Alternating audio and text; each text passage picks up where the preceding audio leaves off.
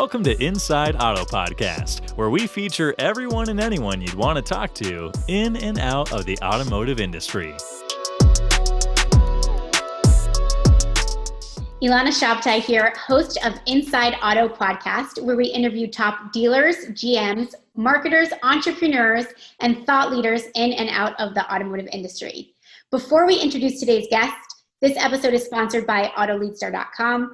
AutoLeadStar is pioneering marketing automation in the automotive industry with sophisticated machine learning that future-proofs a dealership's marketing operations and replaces traditional marketing methods. Today, I'm excited to welcome Steve Pearson. Steve, so good to have you on the show. Thanks, Ilana. Happy to be here. Yes, we're excited. Steve, you have a pretty impressive bio, so I'll quickly intro you and then we'll jump right in. Steve is the CEO of Friendemic. Prior to joining the Friendemic team, he spent several years working in the digital space.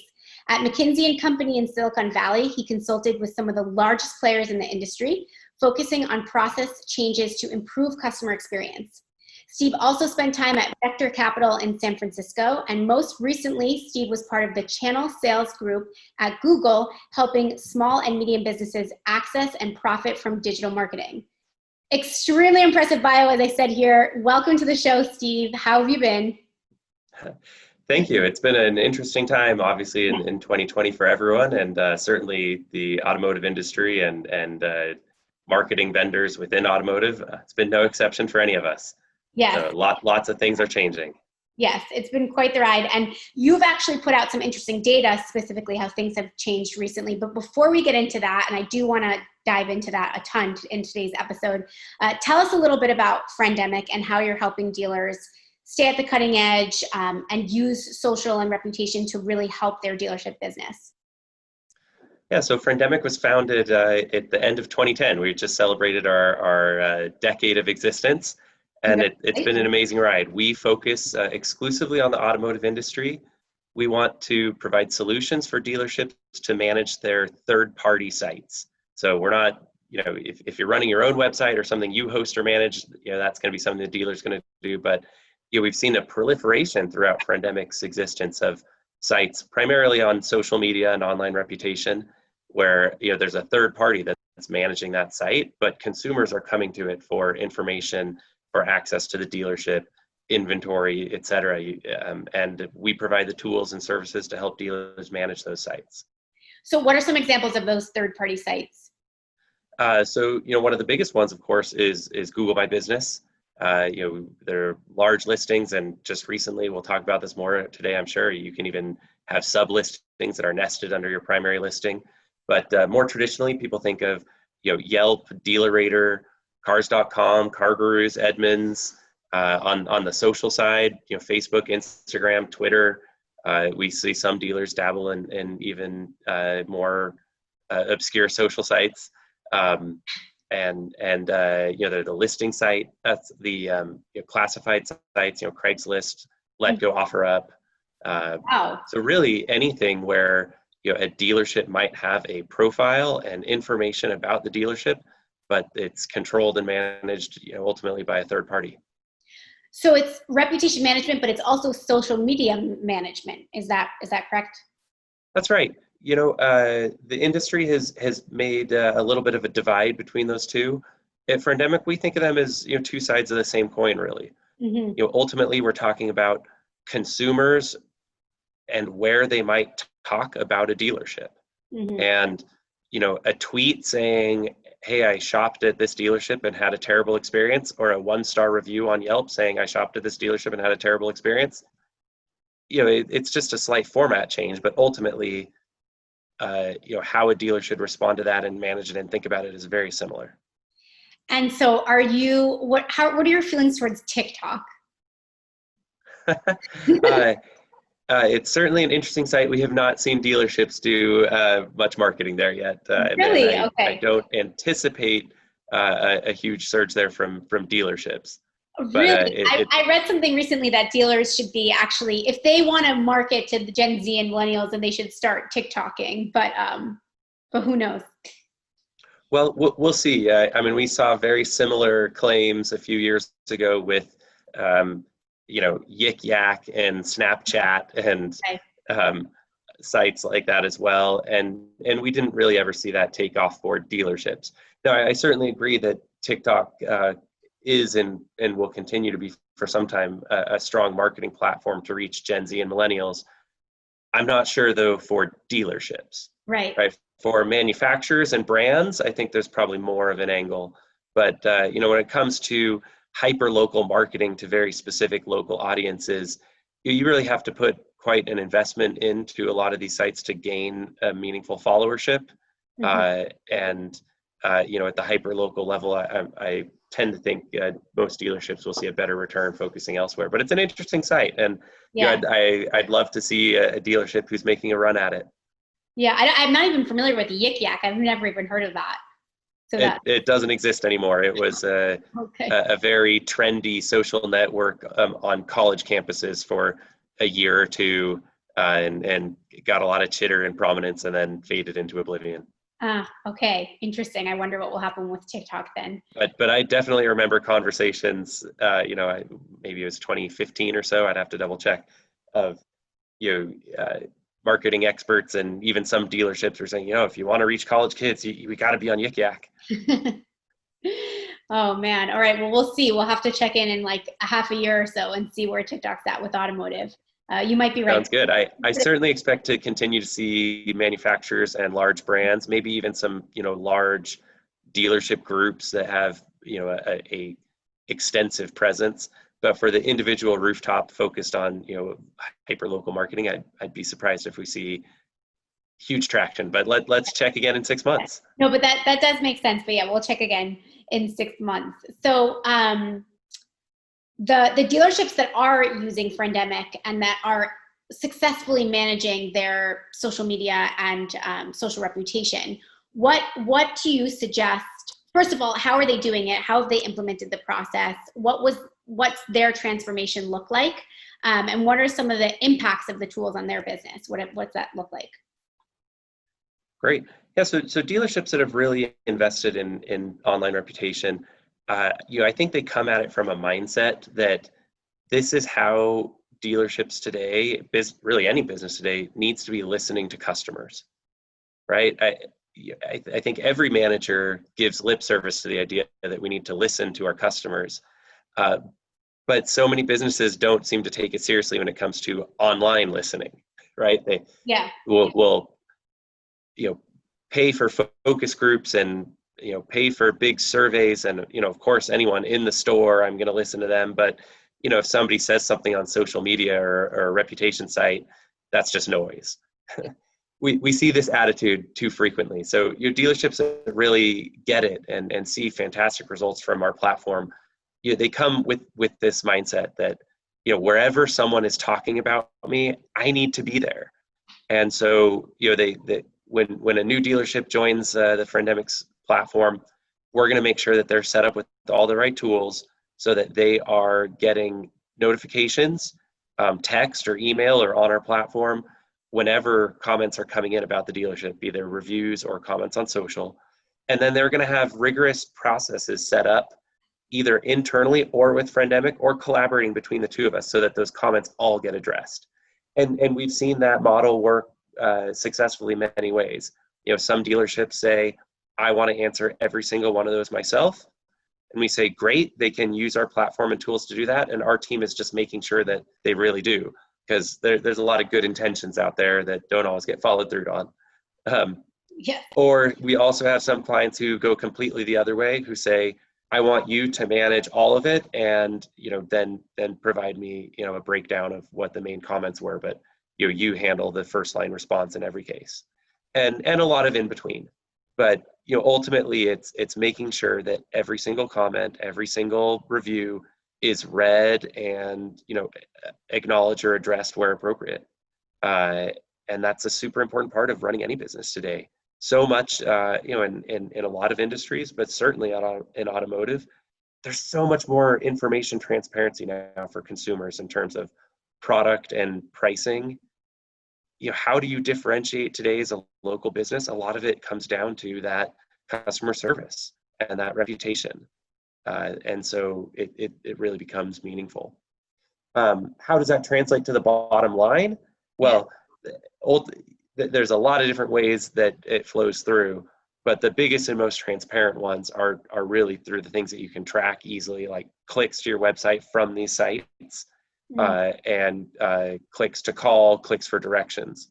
Those are very easily trackable, and we definitely see many successful clients of ours where, if you just run a quick search on the dealership name or look for a new dealership in their geography, that first page of Google results is 100% controlled by that dealership, right? It's their own website, and then the next 9 results are all social sites and reputation sites for that dealership, and they all look good. And if you go into their Google Analytics on the back end and you look at their own website traffic, a lot of referral volume is coming from all of those sites we just mentioned.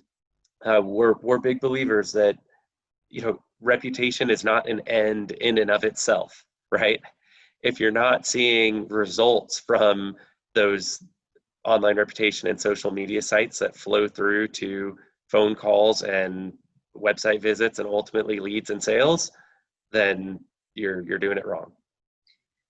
And there are other implications too, right? So it's not just about the reputation being good and the information being accurate, but I think I read somewhere in some of the data that you've put out that if Google My Business, if you have the reviews there and you're responding to them and you have accurate information, it actually increases your SEO.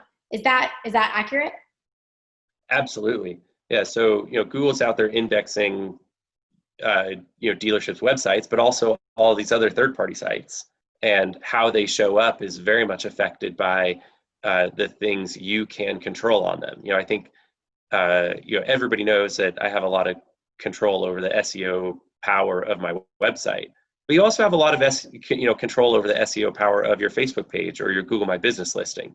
Yes, you don't host the site, you don't control the site entirely, but you definitely can make sure that your information, your profile is completed and up to date and the information is accurate.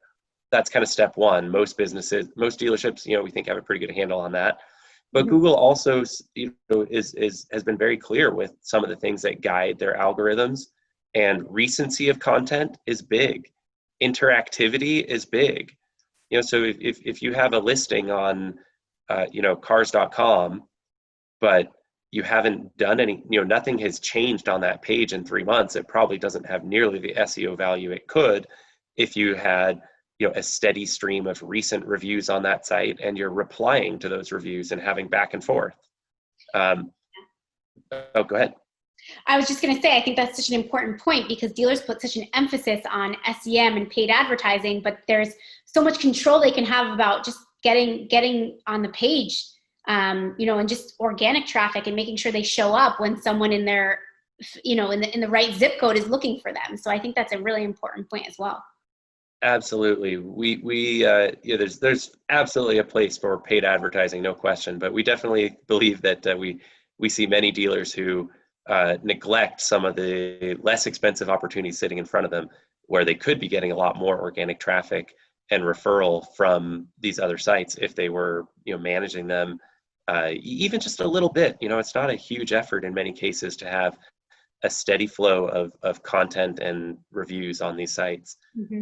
Some of them are more involved than others. I mean, a really well built out Google My Business listing can be pretty extensive, but we all could, dealers see hundreds of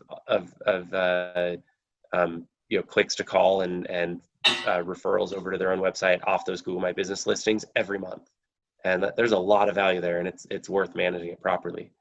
The other thing that comes to mind that we see a lot here and is frequently neglected is that the paid side and managing these third-party sites also reinforce each other.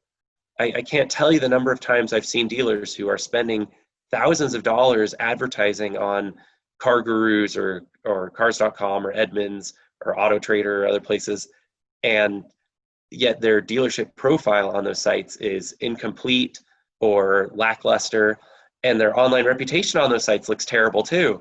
Here you're paying all this money to generate leads from Cars.com, and yet you have 3 reviews and a 1-star rating on Cars.com. Your click-through rate on those ads is going to go down, right? And people click the ads because they see the ad and an attractive price, but then they see your dealership rating and they move on. I think that's also a great point, and something that Automotive is going to be working on for a while. It's just that wholesome marketing approach that I think other industries have hit, that Automotive is very hyper focused on what's the shiniest new thing, or who gets the biggest keynote at conferences, and how they can kind of suck them into certain places. But I think really having a wholesome strategy will help with that. And that's a perfect example, right? Don't advertise in a place and put thousands of dollars into an ad where you actually have a really low rating and you're not interacting with your organic page there. I think that's an extremely important point for all the dealers listening. And then on that note, while we talk about negative reviews, you recently released a study that actually negative reviews are on a downward trend. I would love to hear about this data that you recently released, mostly because I would love to see that maybe the stigma of going to dealerships is actually going to be dissolving a bit or disappearing, because it means that dealerships are catching up to the rest of the industries, and customer experience and is such an important part of it. So tell us about that data, tell us about that report, what you found, and I'd love to also know how the Friendemic data really influenced the report that you put out. Yeah, so we track the online reputation of every franchise dealership in the United States. So whether they're clients of Friendemic or not, we do a twice a year benchmarking report where we look at dealerships by brand, by geography, across the industry. And one of the things we've noticed, we've been doing this report since 2015, is that dealership ratings are actually going up. And as you said, it was an exciting finding for us, and we love to see it. It's frankly an industry that is frequently maligned. We did a blog post on this recently, and actually began by citing the recent Vroom commercial that aired that makes the dealerships look very bad. Compared going to a dealership like going to a circus, and the ad was titled "Dealership of Horrors." Yeah, but I saw that. The truth is that yeah. But the data doesn't seem to bear that out, right? It was, I think, more difficult for consumers in the past, but we're seeing in online ratings that is changing. Part of it, I think, comes back to what I alluded to before, that the internet is just democratized data in a lot of ways, and so where dealerships, I think, used to negotiate much more aggressively with consumers, that's much more difficult now, right? I mean, almost nobody shows up to a lot today without having done quite a bit of internet research ahead of time, and they've got a pretty good sense of what that vehicle should cost, if not have already negotiated a fair bit online with the salesperson ahead of time. And so feeling like you got scammed or taken advantage of, it's just not as common probably as it used to be, because that information is much more widely available. More importantly, though, I think dealerships have also realized that because of that, they have to compete in the customer experience world, right? It's a lot easier to drive a town or two over and buy your car from a different dealership if you wanted to, because again, with the internet, I know if they have the vehicle I want on their lot, and it's easy to negotiate with them ahead of time. Whereas 30 years ago, you probably just bought from your local dealer, and you're not going to drive 2 hours over and see if maybe the dealership across, on the other side of the state has the vehicle you want or not. Right. And so dealerships are just much more sensitive to this because they're more competitive, and it shows. So what we've seen is that the study we published recently was tracked the percentage of reviews left for dealerships that were negative, and it's dropped from 16% to just under 13% over the last 3 years. And that has a meaningful difference in what the average star rating is for dealerships. I think we definitely saw it accelerate in 2020 as well. The number of negative reviews, the proportion of negative reviews declining. Some of that we think is COVID driven, right? COVID has certainly been awful, right? There's no question of that. But it has had some effects that we think have played into dealership scores. Consumers perhaps are in general just a little kinder, right? They recognize that local businesses have had a tough time of this and are trying very hard to adapt to very difficult situations. And we've seen so many dealerships work very hard to sanitize vehicles, to train their staff, to stay open despite government, to work within government restrictions and orders so that they can continue to provide essential services to their communities. And I think consumers recognize that. And you touched on, because you mentioned COVID, I have to ask this, at least the data that we've seen, a lot of the consumer behavior has shifted to social, right? So where we used to see a lot, and we're kind of in the SEM world, so a lot of shoppers or search queries that used to be on search, we totally saw a shift. A lot of people were spending more time on social. It makes a lot of sense. How that affected Friendemic and the data that you've seen, because so much of your business is on social media. Yeah, so we definitely saw a surge in interest from dealerships and our clients on making sure that they were well set up for social media. As you mentioned, consumers throughout the pandemic were spending more time online. We're spending a lot more time with video.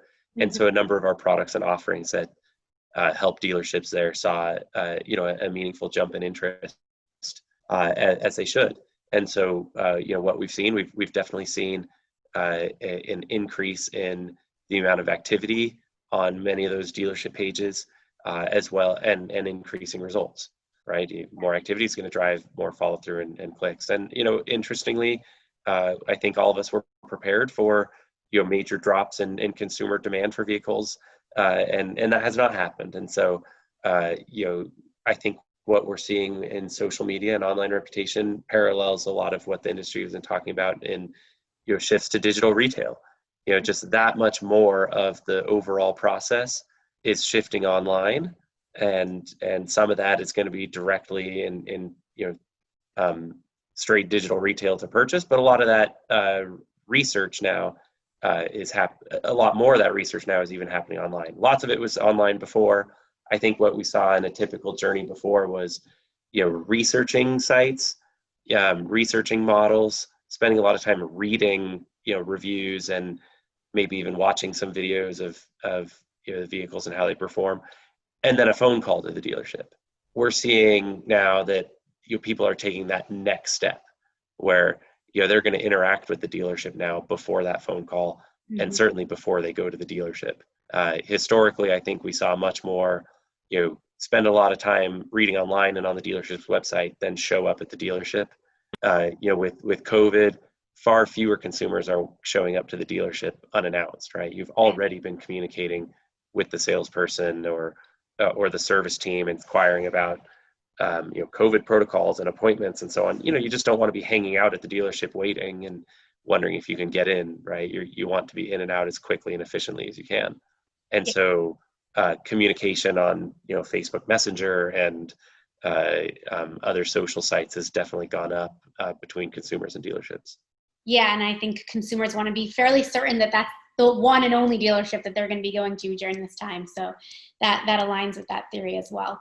And before we sign off, this has been extremely valuable information for myself, and I'm sure for our listeners as well. There's a lot of practical tips here that you've shared with us, so thank you for that. But before we sign off, I do want to hear a little bit about your background and how it influenced your time in automotive. And as I mentioned, your bio is extremely impressive, and you have a lot of experience outside of automotive, which I think is actually a huge advantage in building something successful in automotive. So I'd love to talk about that. If you can share just a little bit about how your outside of the industry experience has helped you in automotive, and what that kind of perspective has given you and your team at Friendemic. Sure. Honestly, I never thought I would end up in automotive, but I've been at Friendemic now for, coming up on 8 years, and it's been an industry I've really enjoyed learning and being part of.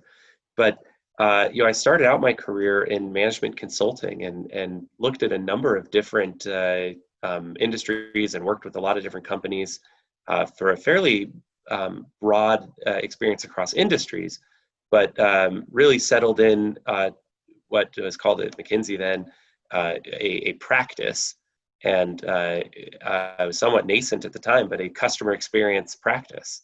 And so worked with a lot of different companies and in a number of industries, helping them manage customer happiness, really.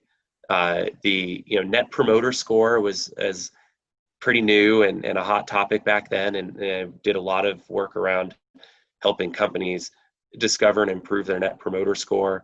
I worked with a number of companies in their call center operations, which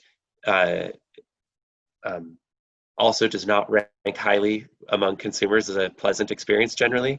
Right. And so I think that definitely informed quite a bit of my thinking and how we try to help our dealership clients at Friendemic. That I spent a lot of time working with businesses who said, look, we've got a great product, we really truly do, and yet people say they hate us, right? I mean, that's the experience, is people call in and sit on hold and deal with call center lines. Yeah. So spent quite a bit of time there. Really, because I was based in Silicon Valley, mostly was working with tech companies and software companies, and I think that's informed my experience quite a bit as well. That to really do things at scale, there needs to be the right balance of automation and human touch, and there really has to be a big reliance on data. So I think those have been some of the lasting effects and things that I learned that I try to bring to my work at Friendemic and recommend strongly to dealerships. I think that's extremely important and very, very on point with where dealers should be today. So thank you for sharing that with us, and thank you for all of your content today. It was extremely eye-opening. I learned a lot for sure. I'm sure our listeners did too. And so if you did like this episode, please tune in and subscribe to Inside Auto Podcast. Thank you so much, Steve, for joining us today. My pleasure. Thank you, Alana. Thanks for listening to Inside Auto Podcast. Check out our other episodes with top entrepreneurs and industry leaders.